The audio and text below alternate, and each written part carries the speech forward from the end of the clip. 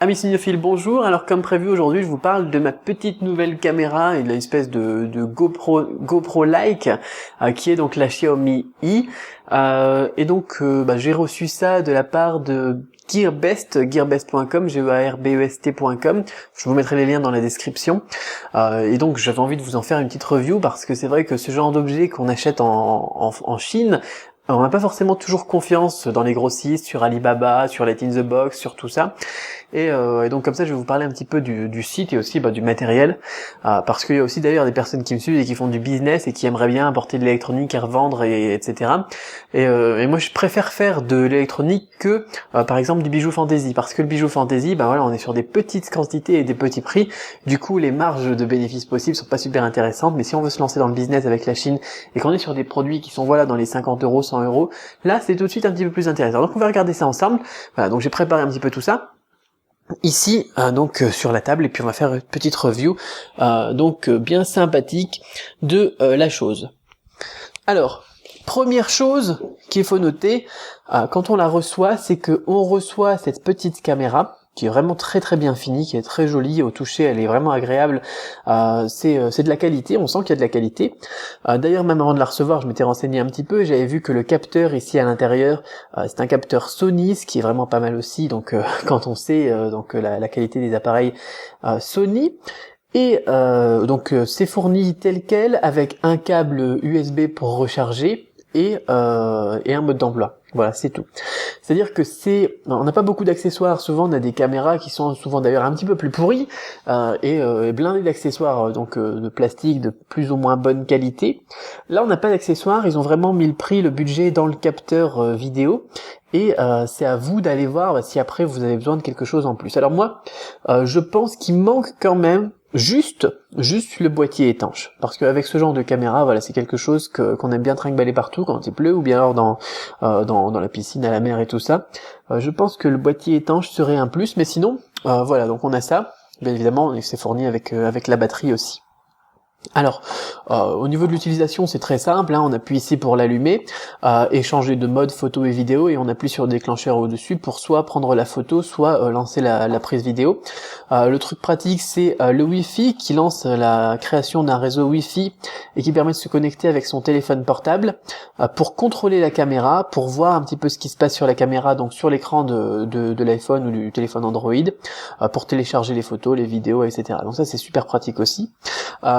Autre point très positif, c'est ici le pas pour mettre une vis comme pour les appareils photo, un écrou un quart de je sais pas quoi là. Donc ça c'est génial parce que ça se met sur les selfie sticks, mais ça se met aussi sur l'épée d'appareil photo et tout ça. Donc ça c'est pratique parce que parfois on a des caméras, il faut rajouter un élément pour pouvoir ensuite le visser sur nos pieds, nos trépieds. Ici on a la sortie. Alors ça c'est un truc qui est pas pratique aussi, j'ai peur de le perdre ça. J'ai peur de le perdre. Donc ici, l'emplacement pour la carte mini SD ou micro SD, je sais plus, les petites, là, comme dans les téléphones portables, qui supportent jusqu'à 64 Go, moi j'ai mis 32 Go, un port HDMI et un port USB, donc port USB qui servira notamment à la charge, et sur la droite, on a une batterie. La batterie, elle a à peu près 2-3 heures d'autonomie, c'est pas énorme. Je trouve qu'il faut peut-être aussi penser à acheter une batterie supplémentaire si on veut pouvoir utiliser ça de manière efficace. Alors quand on l'allume, c'est un truc qui est génial aussi, c'est que vous voyez le rond ici autour du bouton on-off, il change de couleur en fonction de l'état de charge de la batterie. C'est-à-dire que là, il y a un petit peu rosé-violet. Ça veut dire que la batterie, elle est entre 14 et 60%, ou quelque chose comme ça. Quand c'est rouge, c'est en dessous de 14%. Et quand c'est bleu, c'est que tout va bien, on est au-dessus de 60%, il n'y a pas de souci. Donc ça aussi, c'est bon à noter. Le petit indicateur de batterie. C'est très intuitif, c'est très pratique. Alors ensuite, ce qui est important pour ce genre d'objet, ce genre d'outil, c'est tout simplement la qualité d'image, voir un petit peu ça. Alors, je vais vous montrer d'abord l'application un petit peu sur l'iPhone, et ensuite je vous montrerai des images. Je vous emmènerai avec ça. J'ai testé vite fait le micro intégré, il est pas terrible, il est pas mal, surtout quand on est en intérieur, mais en extérieur c'est pas terrible, mais ça c'est pareil sur les GoPro, sur les autres trucs, donc le micro qui est ici. D'ailleurs le micro ils auraient pu le mettre devant aussi, ça c'est quelque chose que je comprends pas pourquoi est-ce qu'ils ne le mettent pas devant. Parfois aussi, donc les marques comme Canon, Sony, etc., ils sortent des appareils photo avec le micro au-dessus, c'est pas logique du tout, c'est pas logique du tout. Bon, ça je sais pas pourquoi, mais ça reste donc un très bel objet, j'ai envie de dire, et maintenant ce qu'il faut c'est qu'il passe les tests de qualité, on va dire, d'image. Alors, on va se retrouver d'abord donc sur le téléphone pour vous montrer un petit peu à quoi ça ressemble donc cette fameuse application. Alors pour l'application, donc vous avez un lien sur le mode d'emploi, il vous suffit de scanner le truc et puis vous allez donc pouvoir tomber sur l'application. Ce qui est bien aussi, c'est que dans l'application vous aurez le manuel en version anglaise, ce qui est toujours plus pratique que le manuel qui est fourni en version chinoise. Alors ensuite il vous suffit d'allumer le Wi-Fi sur le côté de la caméra et le truc bleu il commence à clignoter. Ensuite vous allez tout simplement dans vos options, vous allez chercher le réseau Wi-Fi qui s'appelle donc YD quelque chose, le mot de passe par défaut c'est 1, 2, 3, 4, 5, 6, 7, 8, 9, 0 et vous pouvez donc aller ensuite lancer l'application. Donc dans l'application on a pas mal de choses, donc je vais d'abord vous montrer vite fait ici. Donc quand vous êtes sur l'écran d'accueil, vous allez ici, vous avez le manuel, le mode d'emploi en anglais, ce qui est toujours plus pratique quand même. Donc là il s'affiche pas parce que je suis pas connecté à internet, c'est normal, je suis connecté à la caméra. Et ensuite vous pouvez aller donc cliquer sur le petit appareil photo là qui vous connecte à la caméra. Et voilà, vous avez voilà ici le rendu. Vous voyez en plus d'ailleurs on n'est pas en haute lumière ici, mais on a un beau rendu, on a une belle image. Ensuite, ce qu'il faut savoir, c'est que dans les options, il y a pas mal de choses. Ce qui est un truc qui est vraiment important à noter, c'est que vous pouvez filmer en 2K. Vous pouvez filmer en 2K avec cette caméra, et ça, c'est de la bonne qualité, voilà. Moi, généralement, je filme en 1080p. Qu'est-ce que vous pouvez changer aussi dans les options qui sont pas mal? Vous pouvez rajouter le timestamp aussi, si vous voulez, sur les photos et les vidéos. Ça peut être pratique, bon, surtout pour les vidéos, si par exemple vous l'utilisez en tant que dashcam dans la voiture. Bon, c'est pas une caméra qui est faite pour ça, je pense.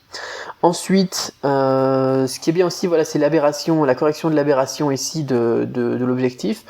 Ce qui veut dire que les lignes droites, il les remet droites. Voilà, parce que les objectifs grand angle comme ça, généralement, les coins ils sont tout arrondis. Alors le souci, c'est que ça coupe un petit peu l'image, mais c'est une fonctionnalité que j'aime bien, parce qu'effectivement, ça rend beaucoup mieux comme ça, sauf si on filme effectivement en extérieur ou avec un drone ou des trucs comme ça. Vous pouvez aussi changer le mode dans lequel la caméra se démarre. Par défaut, c'est en mode photo et vous devez ensuite passer en mode vidéo si vous voulez faire de la vidéo. Moi, je fais plus de vidéos, donc je l'ai mis en mode vidéo au démarrage donc de l'appareil. Voilà. Qu'est-ce qu'on a aussi? Le auto power off pour économiser de l'énergie. Voilà, si elle reste allumée et que ça filme pas, elle s'éteindra toute seule au bout de quelques minutes. Ça aussi c'est quelque chose qui est pas mal parce que la batterie, comme je vous disais, elle s'use assez vite. Voilà, vous pouvez ensuite... il y a une autre option qui s'appelle trouver ma caméra. Ça c'est pas mal parce que c'est vraiment tout petit les petites caméras comme ça. Et donc si elle est allumée, il faut qu'elle soit allumée aussi, ça c'est un peu embêtant. Mais si elle est allumée, voilà, vous cliquez là-dessus et elle bip. Voilà, elle bip et comme ça vous la retrouvez plus facilement si elle est en dessous des piles de dossiers sur votre bureau ou n'importe quoi. Pourquoi pas, c'est pas mal, je trouve que c'est pas mal. Au niveau des options et de la configuration, on a vraiment pas mal de choses.